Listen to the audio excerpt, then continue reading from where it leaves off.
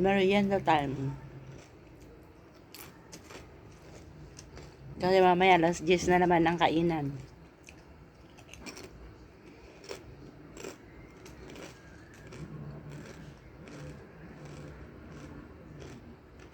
Wala pa sila, nandun pa sila sa dagat.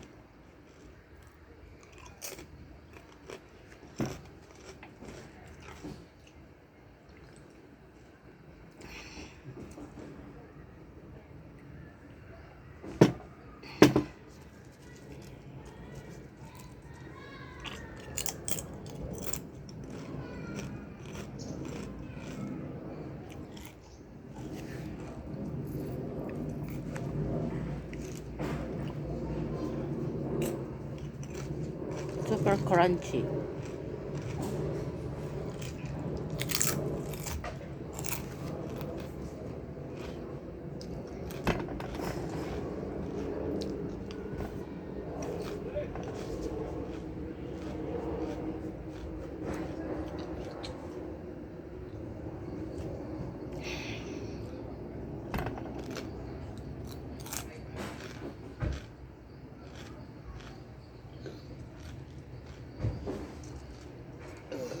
Sorry.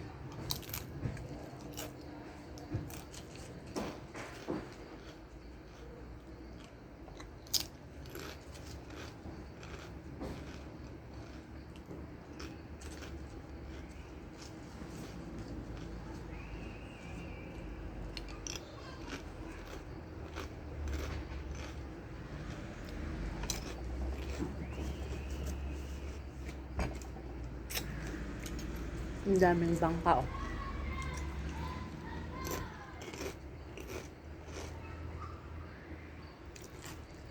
Parang napakapayapa yung dagat. Parang lalaki ng alon.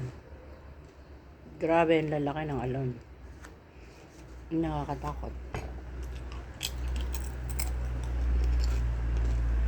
Duman ako kaninang umaga doon. Grabe ang lalaki ng alon. Kaya hindi ako lumapit sa dagat. Ayoko.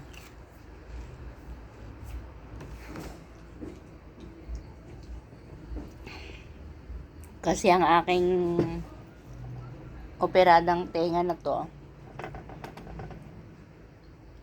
allergy sa tubig dagat. Na-opera dahil sa tubig dagat noon sa Taiwan. Year back 19...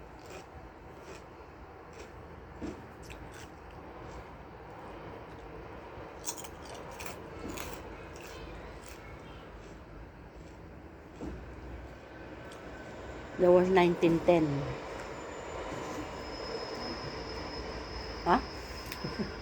2010. 1910. 2010 to 2011.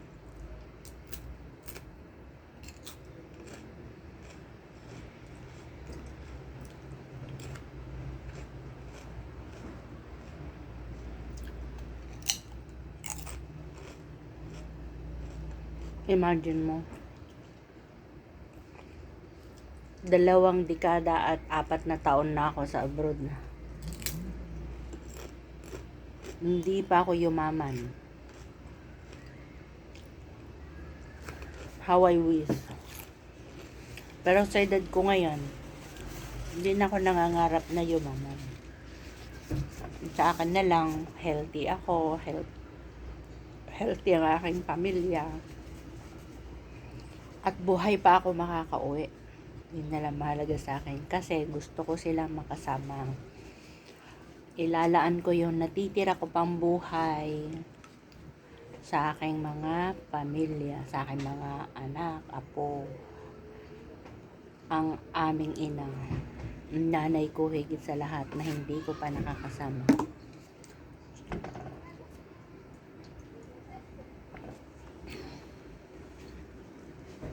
Pinakasal niya ako sa lalaking gusto niya noong 4 months bago ako mag 18 years old. So since then napalayo na ako sa aking magulang hanggang ngayon.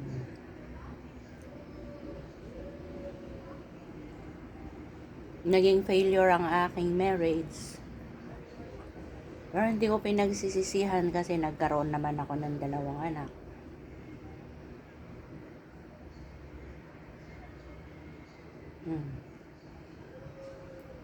Yun ang pinakamagandang buhay na regalo niya sa akin. Ang nagkaroon ako ng 2 anak. Na biniyayaan din ako ng 6 na apo. Sa ngayon, happy na ako sa buhay ko. Hindi man ako yumaman na katulad nyo. At least, napupuntahan ko ang lugar na gusto ko. Bansang gusto kong puntahan na aabot ko. Napupuntahan ko. At yun ang mahalaga. Higit sa lahat, nabigyan ko na magandang buhay ang aking ina, ang aming ina. Hindi ko na sila pinagtrabaho ng aking ama. Simula nung nagkatrabaho ako. Minalas lang dahil pinatay nila sa batang gulang ang aming ama ng masasamang loob. Simula noon, hindi na namin pinagtrabaho ang aming ina. Inalagaan at inaruga namin siya. Hindi man siya perpektong ina, pero mahal na mahal namin siya. Binigyan ko siya ng magandang konti na bahay niya. Yun. At yun ang mahalaga. Talking about OFW, pinag-ipunan ko ang aking bahay na ipinatayo unti-unti para sa aming ina. Ngayon, ang saya-saya ko kasi nakikita ko masaya ang aking ina, ang aming ina sa tahanan na kinalalagyan niya ngayon. Unlike before, ayaw niya noon na tumira sa aking mga anak kasi hindi sila nagkakasundo. Medyo malaki-laki din ang unang napatayo kong bahay. 2-story yun noon, pero ayaw niya tumira doon. Ayaw daw niyang umakyat, bumaba sa hagdan, napapagod daw ang tuhod niya, ganun. So, ibinahay namin siya sa tapat ng aming bahay kubo. Simula noon, yung bang kinukutya siya, alam mo yung ganun.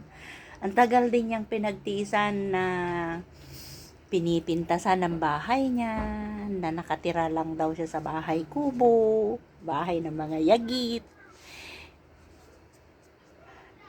And to the worst thing na narinig ko noon ay may mga ibang kamag-anak na parang pinandidirihan daw siya dahil nakatira lang siya sa kubo. Alam mo, sa part ng anak yun, pagka naririnig mo yung kutya ng kapwa-tao mo o kamag-anak ang kumukutya sa sarili mong ina, ang sakit, di ba? Ang sakit. Pero wala po ako magawa kasi hindi naman ako mayaman para sa isang iglap lang bibigyan ko ng mansyon o napakagarang bahay ang aming ina. Hanggang sa isang araw naisip ko na lang na yung unang 2-story na napagawa ko na bahay, papamana ko na lang sa aking anak na lalaki na bunso. Tapos yung na bahay nilang mag-asawa noon, yun yung binigay niya sa akin. So, since then, nagkapalitan na kami. Tapos bigla ko na lang naisip na yung tabi mismo na napatayo kong bahay noon, nagpatayo po ulit ako ng isa ulit na 2-story. At doon ko ibinahay ang aming ina. Na hanggang ngayon, tuwan-tuwa siya kasi unti-unti kong napatayo, napaayos yung bahay namin. Napaka-relax siya pagka nandun kasi nanonood din siya ng TV. Yung bang hindi niya na-experience nung araw. Na-experience na niya ngayon. Alam mo yung ganon? Hindi ka man mayaman. Hindi porket gumagawa ka ng ganun bagay sa magulang mo kailanganin mo yung super yaman. No. Hindi. Masaya na ako na lahat ng pinagpapaguran ko simula nung naging OFWs ako, isinishare ko sa aking mga pamilya. Hindi lang po na i-share sa aking mga anak. Dahil kung sa aking mga anak lang, sobra-sobra sa kanila. Ngunit hindi. Hanggang ngayon, dinadamay ko pa rin ang aking mga kapatid. Ganon ako. Hindi man ako perpektong tao. Masama man ako o masama ang tingin ng ibang tao sa akin, wala akong pakialam Ang importante, may puso akong tumutulong na kusa sa aking mga kapatid, sa pamilya ko. Kaya magpadala man ako ng bagahe, magpadala ako ng pera. Alam mo yun? Maliit. May listahan ako May portion-portion. Si ganito, si kuya, si ganito, bigyan nyo ng chocolate, bigyan nyo yung corned beef. Yung ganun ba? Diba? Para kung namalengke na ganun-ganun yung listahan ko sa pamimigay ko ng sharing. Share ko sa aking pamilya. Hindi nawala yun mula noon hanggang ngayon. Kasi gusto kong bigyan din sila kung ano yung meron ako. Hindi man lahat na naibibigay ko sa kanila na share ko konti-konti. Lahat ng aking mga pinagpapaguran ay aray ko, kumate ang ulo ko. Meron na yata akong kuto. Na-share ko sa aking mga kapatid. Masaya ako sa ginagawa ko. Dahil natutulungan ko sila, natutulungan din nila ako. Iyon yung tinatawag na unity and give and take sa pamilya. Guys, iyon yung napakagandang kwento ng buhay ko bilang OFW. Na hindi pwedeng magmaramot kung ano yung tinatamasa mong konting blessings na biyaya ng Panginoon. At yun ay sana magandang idea ito sa mga kapwa ko nag-OFW na huwag tayong magmaramot kung ano yung meron tayo. Kung meron ka konti, sige, bigyan mo. Huwag mong solohin. Dahil kapag kinuha tayo ng Panginoon, kukunin niya tayong naked din. Diba? Kung paano niya tayong ginawa na walang saplot, ganun din niya tayo kukunin na babalik tayo sa kanya na wala ring saplot. Ganun yun. Kung ano yung inimbak mo sa mundo, sa lupang ito, wala kang madadala kahit ano sa langit. Kaya mag-impok ka para sa pamilya, paglaanan sa pamilya, pero mas importante, mag-impok ka ng sagana sa langit. Yun. Humingi ka ng kapatawaran, magpatawad. Ganun. Para tanggapin ka ni San Pedro. Pero may dalawa, tatlong tao na hindi ko pa napapatawad simula pinasaktan ako hanggang ngayon.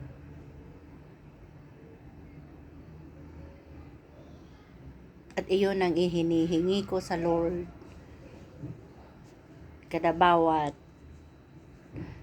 buka ng bibig ko, nakausap ko ang Panginoon ko, nag-iisa ako, inihihingi ko ng kapatawaran kasi hindi ko pa sila napapatawad hanggang ngayon. At sana magising na lang ako isang araw, wala na yun. Yung galit ko sa kanila. Malalim kasi yung ginawa nilang sugat sa puso ko. Naging dahilan ng anxiety ko ng sobra dahil dinibdib ko noon ng sobra. Imagine mo para akong baliw na nasa-session. Pero awa ng Diyos, napagtagumpayan ko na wala yun. Salamat sa aking mahal kasi mula nung nalipat kami sa bagong bahay, yung anxiety ko na sobra kung alam mo kung nagalburuto yun, kung ano, para akong nanginginig. Yung ba nanginginig na para kang nag-take ng shabu, naka-high, ganun. Nanginginig ako, takot na takot. Alam mo yun. Pero napagtagumpayan ko na wala. Salamat sa mga taong naging ganyan sa akin para mawala yun. Nagturo kung anong gagawin ko. Higit sa lahat, sa aking sarili. Kasi napagtagumpayan kong mawala iyon. Ganon ang kwento ng aking buhay. Maagang nag-asawa, maagang namulat sa buhay, naging independent sa ibang bansa. Kaya eto ngayon, masaya na ako kung ano yung narating ko. Hindi man ako yumaman, okay na. Di ba? But please, balang araw, maiiwan ko man sa mundo, halimbawa, wag naman nawa ngayon ng aking mga anak. Maiiwan ko silang mayroon silang makakain sa sarili nilang tahanan at plato. Iyon ang mahalaga sa akin. Salamat sa panonood, guys. Ito ang kwento ng isang OFW. Si Miss Cathy Vuelta Patong. Isang hindi ko alam kung separada. 26 years separated. 6 na apo, 3 anak. Ito ang aking kwento. Sana mapakinggan nyo at magustuhan. Simula ako nag-abroad, nag-umpisa ako sa Singapore, Taiwan, Hong Kong, 6 months ko sa London, and 1 year, 2 months ko sa Greece, 3 years and a half ko sa Russia, and 4 years and a half ko sa Hong Kong, 8 years ko sa Taiwan. Now, 8 years and a half ko sa Spain. Salamat po, Ama. Ito ang aking kwento. Sana magustuhan nyo.